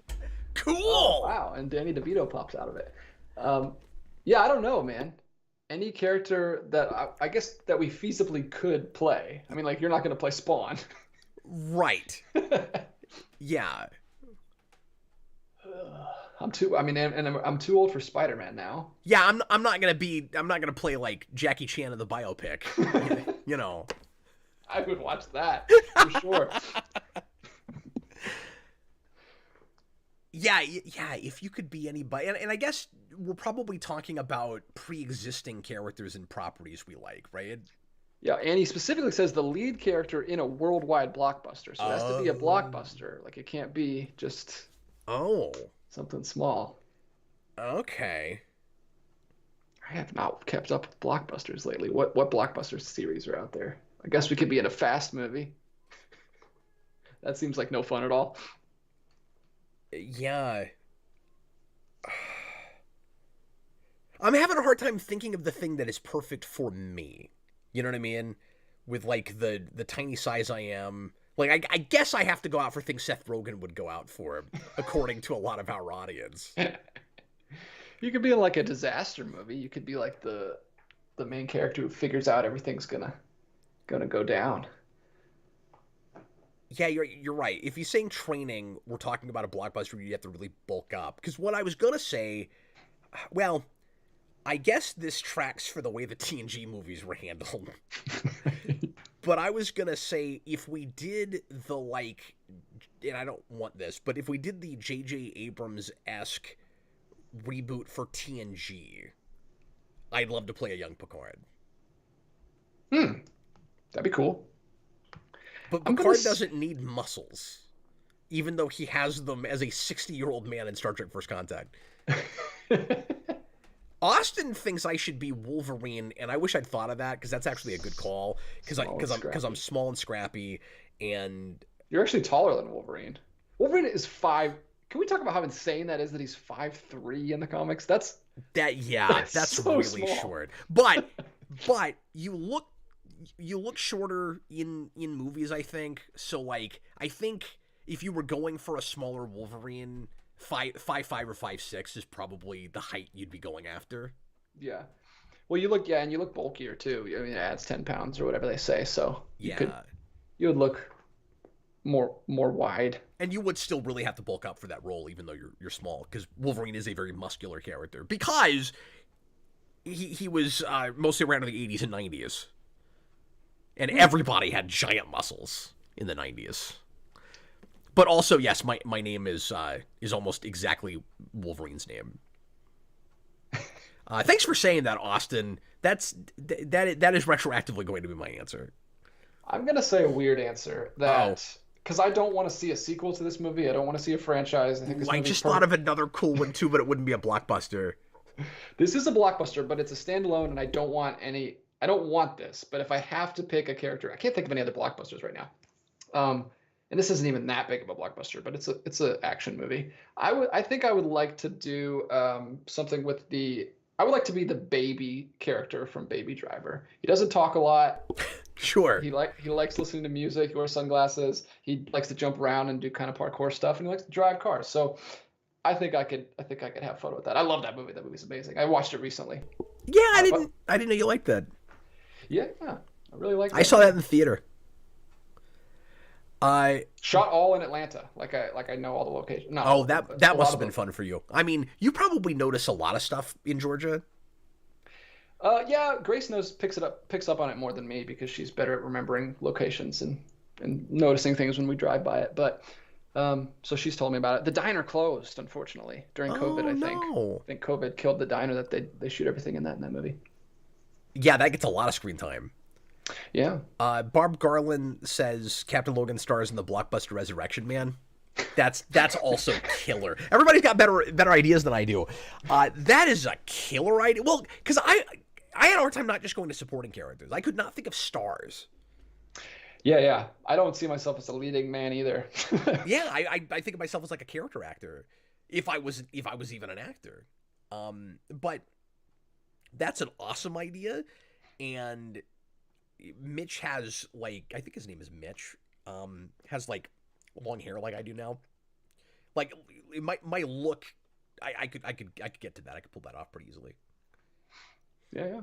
That's a neat idea. No one would see it, make like $10. And AMC says I could go for Lionel Luthor now. Lionel Luthor is a tall man though. Although, if you rebooted that, I guess he could be anything. Like, it would you wouldn't have to look like John Glover, but... Yeah. Anyway. That was a fun question. That was an awesome question. Thanks, John Henry. Okay. Moving right along. Austin says I should be in an adventure movie like Pirates of the Caribbean. That would be fun. That'd be really fun to shoot. Yeah.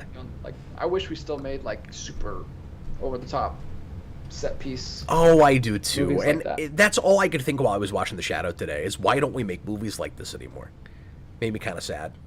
Well, we might get a resurgence because they're finally starting, or they're trying to unionize. The VFX artists are unionize. The reason why you don't get that is because it would cost a whole bunch more to pay the actual carpenter to make a gun because they're union, and then VFX artists aren't union, so you can pay them crappy fees, and you can just make them design a gun in a computer later, and you don't have to worry about it. But now if they unionize, then hopefully they will be the same either way. The cost will be the same, so you might as well just do it the right way. And you can design entire people in a computer, and so then your actors don't even have to learn how to fence or anything.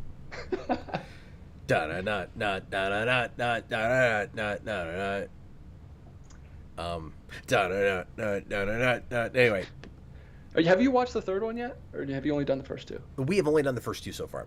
I mean, I have seen that movie. Yeah. But not since the theater, so it's been a long time.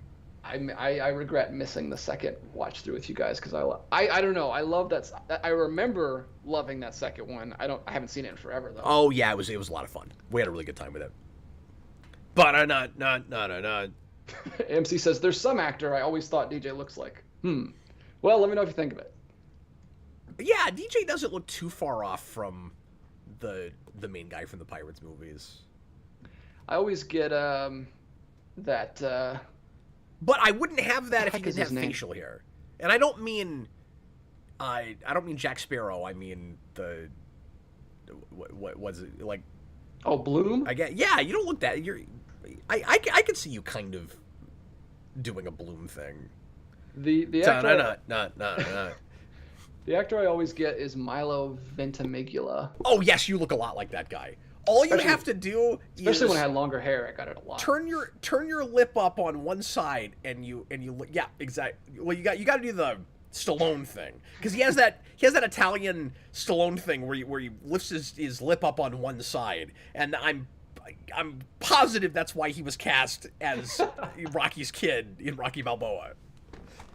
William Turner, that was his name. Yeah. No. All right. What else?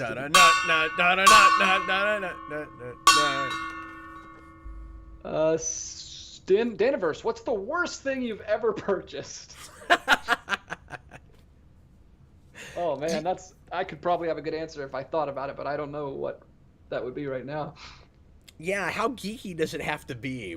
Because the first thing that comes to mind, I mean, we've all bought stuff that breaks down, and the early days of DVD players, I mean, it seemed like every 4 or 6 months. I tell you what, I'll give you a geeky answer and a not as geeky answer, although still probably kind of geeky.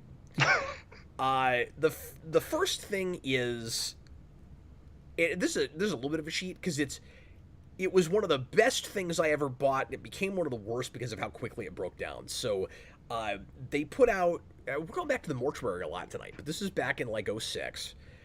They put out a Batman-themed DVD player that was one of the coolest looking things I ever owned. And I actually have the TV now that they put out at the same time with that right next to me here on the desk. And I was really excited to get one. Earlier this year, or late last year, I forget. But DJ, I've ever shown you this? This is the remote for it. Yeah. It's really cool. So I've been wanting to get the DVD player again. It is flimsy and lightweight and feels almost hollow inside. And it broke down on us in the first 6 months. And it was really cool because like it lit up in the front and it was shaped like a bat. And so yeah, that was just really, really sad. And it became the worst thing I bought because I hated how quickly it fell apart. The actual worst thing I ever bought was also when I was working at the mortuary. I sold my car because I hardly ever had to go anywhere when I was living there. I lived in downtown Lawrence, and everything was in walking distance. And I used my car so rarely, and also I was going to school on campus right there, so like I was always on foot. And I went to, I used my car so rarely that one of the tires got flat just sitting there, and so I went, this car sucks anyway. I'm gonna go ahead and sell it. It was in such bad shape. I think I only got like a couple $100s for that car. Okay, so the rest of it. I thought you just. I'm like, you can replace the tires, Cap. I needed I needed to get rid of it anyway. It had like, and this is not even the thing. But like, it was one of the worst things I bought. But it had a sunroof that leaked, and it overheated, and yeah, it was not a good car ultimately. But then, after a while, I thought it'd be nice if I could get at least to the grocery store a little faster, because it was a few blocks down the road and kind of inconvenient to have to walk back and forth to. So I found, and maybe these are probably better now. It's been almost 20 years, but I found, or like, I don't know, 15 years. But I found this scooter online that you could order and then put together yourself. And it was like a motorized scooter.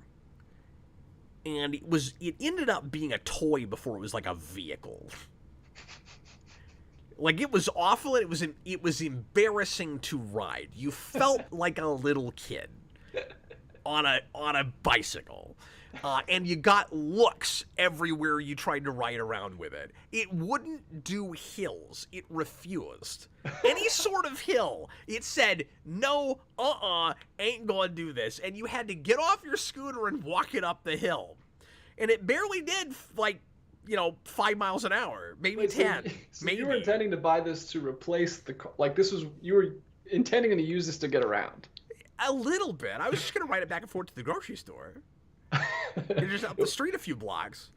The way it was advertised, it was supposed to have more power than it had, and it was clearly kind of scammy. That's amazing. In your superhero rewind movie, can you go back in time to that time period where you're riding around on one of those? No. No, I'm not buying that again. That would be amazing. I wish I had seen that. You should have done some live streams from it. There are some crazy things I'm going to have to try to get my hands on for that movie, but the time travel component is going to be difficult with that. Like, what I really want to do is, and I'll talk about all this again if and when we set up a Kickstarter. I'm thinking I'm going to have to, and I don't know how well we're going to do with that, especially since we already have a Patreon and stuff. But I feel like I'm going to have to at least try, because I don't know how I'm going to pay for some of it. I want to rent some period cars and stuff. Wow. Is really what I want to do. And I need money for props and stuff like that. So, anyway. Well, good luck. We'll see if it's pie. If I have to work for nearly no money, it will be funnier for sure. You got to bring back the broken glass, the same exact broken glass effect.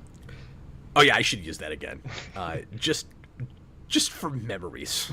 Yeah. Just for the sake of nostalgia. Slipmaker, Cap, you may as well have bought those springy shoes you can win in school bake sales and tried to super jump across town as Moon transportation. shoes! I always wanted those as a kid.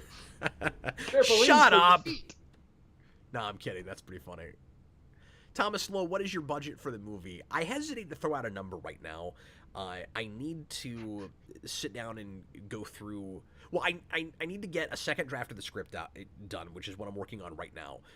So for folks that are interested in just like where I'm at in the pre-production with this thing, I have a fully finished first draft, and I have workshopped that draft now with my creative writing workshop group. So those guys have all read it, and they had a lot of wonderful feedback.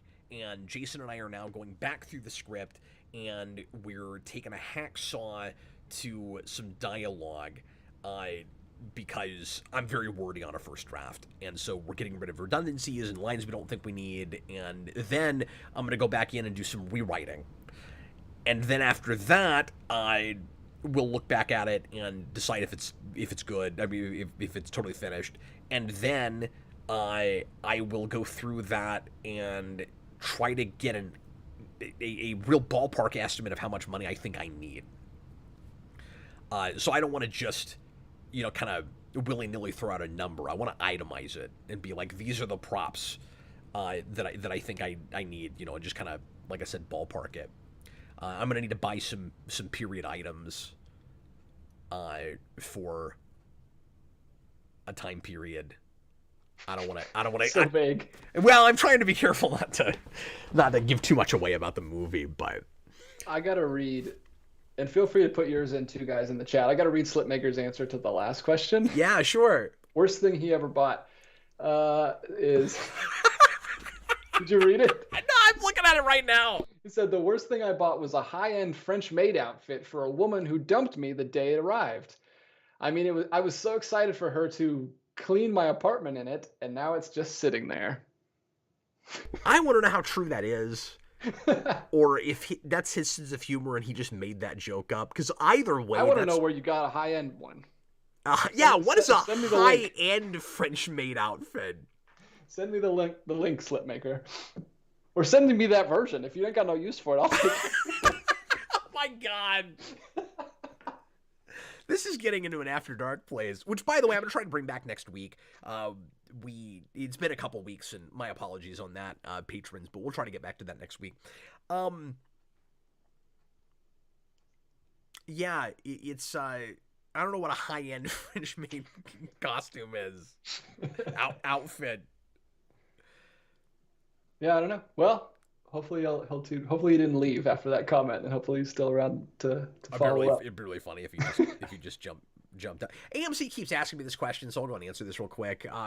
Whatever became of the YouTube apocalypse of July? I'm guessing we're in the clear now. I haven't seen any changes in terms of service or anything like that. So it looks like we're okay. But I'm not surprised by that because. And maybe you missed the note that about this when I talked about all of that, AMC, and I don't want to get back into all of that. I don't even know if I can remember a lot of it. It's been like 6 months. But a lot of the sky is falling that was happening earlier in the year with some YouTubers, including myself, because of what it looked like was happening, and I think we had good reason for being concerned, was stuff that was actually already baked into terms of service for a long time that have never been enforced, and that's all about your interpretation of it. And if they decide that interpretation is what we thought it was at a later date, it's going to become a problem. But it does not look like there's any danger at the moment anyway of YouTube coming after us for like super chat money retroactively or anything crazy like that we thought might happen. So anyway, all right, moving right along. All right, the only comments I have still left from the chat is one from Cinematographic. So if you have any more final questions, feel free. Yeah, we got 20 minutes left in the show if we write it all the way out. So last call for questions. We'll just read what we have and then call it a day if we don't see anything else. Last call for super chats. Last call for regular questions. Go ahead, sir. All right, Cinematographic. If you and Jason had a costume that was a Batman/Star Trek hybrid and Spidey/Star Trek, respectively, what ratio would you want, and which era of Trek would it be? Well, for me, it's always going to be the red TNG uniform. If you try to turn that into a superhero suit, because the colors are just good almost no matter what you're doing. So if you this is a really really nerdy kind of question, but this is a thing I have thought about before, because like a Batman Star Trek crossover. Well, like a superhero costume based on a TNG uniform for me specifically, like as Captain Logan, a superhero. This is an idea we've had for a long time. There was a guy one time who actually drew this, and forevermore it wasn't my idea, but forevermore I've been like, that would be the thing to do, is you make a you start with a Star Trek uniform, but then you give it a mask and a cowl and everything. It was like 70-30 sort of split, where it looks like a Star Trek uniform, but it's like that's already form fitting. So like you don't have to make a huge leap to turn that into a superhero suit. And then it's just a matter of how far are you going to go? Is it going to have a cape? Is it, what exactly is it going to have? So I would say keep it, even if it's like Batman, keep it at like a 70-30 thing. But what I was going to say about colors is that can look really sharp even with Batman, because it's kind of Batman Beyond color scheme. Especially if you take, the chevron and the pips off of it and you just make it the collar.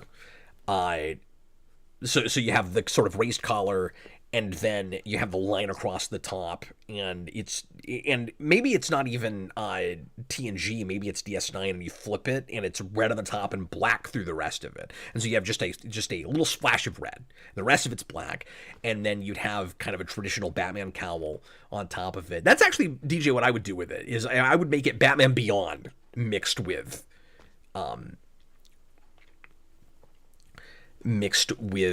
TNG Star Trek uniform. And then if you did it with Spider-Man, it would look just as good to do that with the Miles Morales costume. Yeah. Also with red. That would be the way to do it. And then it would be a lot closer to a 50-50 split. In fact, this is one of the nerdier things that I've answered in a while. Yeah, well, he has another super nerdy question. Oh, okay. From before the stream. Also, if given the option, who would you want to back you up in a fight? David Webb / Jason Bourne, or Jason Todd / Red Hood? Well, I feel like I could trust Bourne before I could trust Jason Todd. Did you just pick those because they have Jason? Like, their names are both Jason? Because, like, they have nothing in common that I can think of. Like, neither of those, I'm like, they're not both people with amnesia. Right? I don't think does Jason Todd have amnesia? Jason Todd has amnesia. And know. Jason Bourne didn't die until he did. But it's not like he came back. Yeah, I don't think. I never watched the sequels. I mean, I never watched past the original 3. Yeah, there's a fifth one that's just called like Jason Bourne, I think, but I never watched it, so I don't know what happens in I don't know one. if that was a prequel or what that was. I fell off at that. Well, and then there was like Bourne Legacy that wasn't even about him. Yeah, that was I think that was Jeremy Renner. Speaking of worst things I ever bought, I own that. Oh, Cinematographic says it was specifically addressed to you. Or is he talking about a different question? Oh, okay. I don't know. I don't know. My answer will be the same as Cap's, I guess. Probably. So for the record, DJ doesn't know anything about either of those characters. Well, unless you've seen the Bourne I've seen the movies. Trilogy. I've seen the first 4. I just haven't seen the 5th one. Oh, okay. Well, you've seen farther than I have, too. I didn't see Legacy. I didn't realize you'd watch those, but maybe you told me that at some point. Yeah, I mean, I don't know. Hypothetical questions like that. But yeah, I guess Jason Bourne. I don't want a kid. Why would I pick a kid? I'd rather pick the highly trained CIA spy guy. Well, no. See, he doesn't know anything about Jason Todd. If it's Red Hood, he's not a kid. If he's Red Hood, he is highly trained. That's true. But that's true. You can't be sure you can trust him. He's like a mercenary. Yeah, he's with the Bat family these days, but I still don't think you can trust him. DJ, find one more really good one, and we'll go ahead and wrap up the show. All right. Well, I think we've gone through all the ones that were pre-written. So throw some in, guys. But I will go back here. It looks like a couple people have put some in. Or if you don't have anything, we can just say goodnight, folks. We made it almost to 2 hours. I didn't hear about this. AMC Comics says, any thoughts on the Gunn tweets circa 2012 that some guy uncovered where Gunn went off on Burton and Nolan Batman? Yeah. I don't want to pull those up and read them right now, so I'll just address it real briefly. But because I'm sure most of you guys watching have probably heard about that. And I don't know. I don't really want to get into this real hard. Some folks are making a big deal out of it, and I think it's kind of silly. What's interesting about it, of course, is just if he still has those same feelings, you got to wonder what a Batman movie under his tenure will look like, even though he's not the one making it. And you really got to wonder what if he made a Batman movie, what that would look like. Because for him, at least in 2011, when he was just speaking his mind, and I still don't understand why people, even as not as high profile as he was in 2011, I still don't understand why guys in the public light like that are willing to come out and be that candid about stuff like that like would make me concerned about burning bridges with people and stuff. But you know, he goes off about how 89 is a terrible Batman movie, and even the score is awful, which is interesting. I've hardly ever heard anybody say that. And obviously I love that score and that movie. The man's entitled to his opinion, but he just thinks that it's super campy, even though it's dark in comparison to 66, and that we just all kind of pretended like it wasn't, which I feel like there's a massive lack of historical perspective in saying that, but again, that's how he felt about it at the time. And it's also very interesting that the guy who said that, whether it was for PR or otherwise, later on claims to love the Flash movie. Which brings back a version of Batman, albeit not the same to me anyway, that he hated in the first place. That's interesting. But he then said he didn't put Begins and Dark Knight on blast, but he said they're not as good as everybody says they are. He was like, he basically talked about it like it was a step in the right direction, but they still aren't great movies like people talk about them. And Batman Begins is my favorite superhero movie, so obviously I don't agree with that. But it seems to me like, because I felt like I was reading a raging Batman fanboy, and in that moment that's what he was being, and totally his prerogative. Like, he doesn't have to be a professional all the time, right? Even though, again, if it were me, I don't think I'd be quite that candid in social media while I'm trying to make movies and, be in Hollywood and not burn bridges with people. But at the same time, like, I do appreciate a certain degree of candor, so I'm mixed on, people doing that kind of thing, I suppose. But anyway, I've talked to lots of people that and read a lot of comments online, of course, that talk exactly like he did about exactly those movies, and it seems to come down to, well, there's a very clear picture in his mind of what Batman is supposed to look like, and nothing has captured it yet. And I imagine the Batman gets closer, but I haven't heard him talk about that movie. Yeah, and we won't get his candid thoughts now, probably, because it's all wrapped up in there. So like maybe I've heard him talk a little bit about it since he got that job. Just in talking about how the universe is going to be separate, and maybe he said something like, I'm excited about whatever Matt Reeves is doing or whatever. But that stuff he's going to have to say. What did he think of that movie, or what would he have thought of that movie before they were looking at him for that job? I guess it came out before they were, so there might be a window in there where he did express his thoughts on that film. I'm not sure, but anyway, I'm sure that gets a little bit closer. But it's probably I don't know what his definitive Batman is. Given that they're adapting from Batman and Robin a lot, apparently, for Brave and the Bold, I would imagine he's a huge Morrison Batman fan, which would mean that he and I have very different interests in Batman. Not that I hate Morrison's take, it's not, I don't think of it as my Batman, certainly. So I kind of wonder what that movie is going to look like. Makes me really, really curious about that. Yeah, it's got to be very different if he hated all of those takes so much. It's got to be that he needs Batman to be a detective first and foremost, and that he either doesn't want Batman to go campy ever, or he needs it to fully embrace that, because he compared 89 to 66, but he didn't say anything about 66. So maybe he likes Adam West for being what it is. Yeah, it's very weird.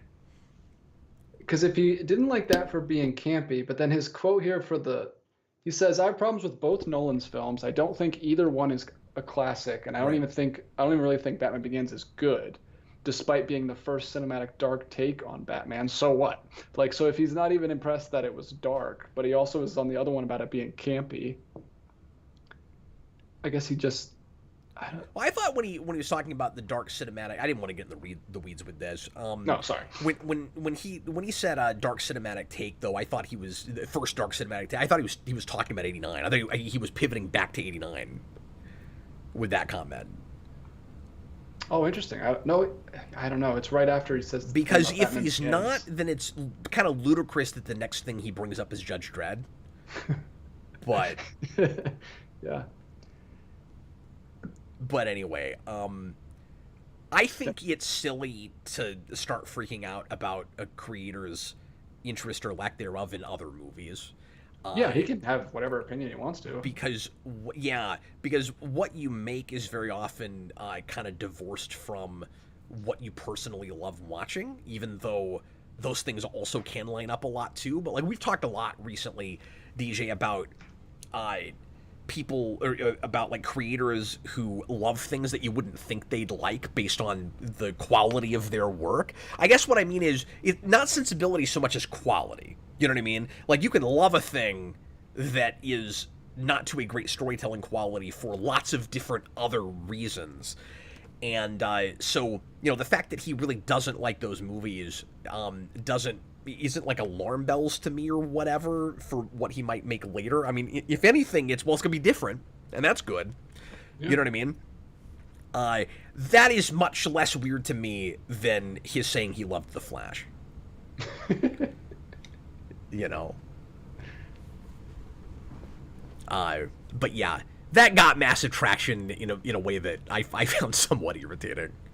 Where it's like, okay, so he doesn't like movies I like. Like who cares? Well, and the stupid. And AMC, I don't mean to be dismissive, which is why I went ahead and addressed it. But all due respect, like I didn't, and that's why I didn't make it a lead-in topic or anything. Like he doesn't like movies I like. I don't care. Like that's fine. Yeah. And the dumb article. A lot of people don't like '89. It is unusual to find somebody that doesn't like either of those takes, but I find that interesting before I'm like bothered by it or annoyed by it or something. Yeah, and the stupid title of the article is James Gunn calls Christopher Nolan's Dark Knight movies awful. Like, it was. That's not what he said. Misleading. Very. Yeah, clickbait. It was a long time ago. It's not like he just did it. AMC also says you got to remember Keaton Batman's fate in the Flash, though. Yeah, no, though, because you can't assume that he liked that movie just because he got to watch Keaton's Batman die. That would be amazing. Yeah, wouldn't it be great if everything up to that, he's got the same perplexed look on his face that I do? Well, at least I got to watch '89 die. Yeah, I don't think that had necessarily anything to do with it, AMC, but maybe. Maybe you'll tweet about it. That's really funny. All right, folks, we're going to go ahead and finish up. Thanks for all the questions tonight, guys. We appreciate you. We'll be back again next Thursday night for another one. Jason and I might do an impromptu stream over the weekend.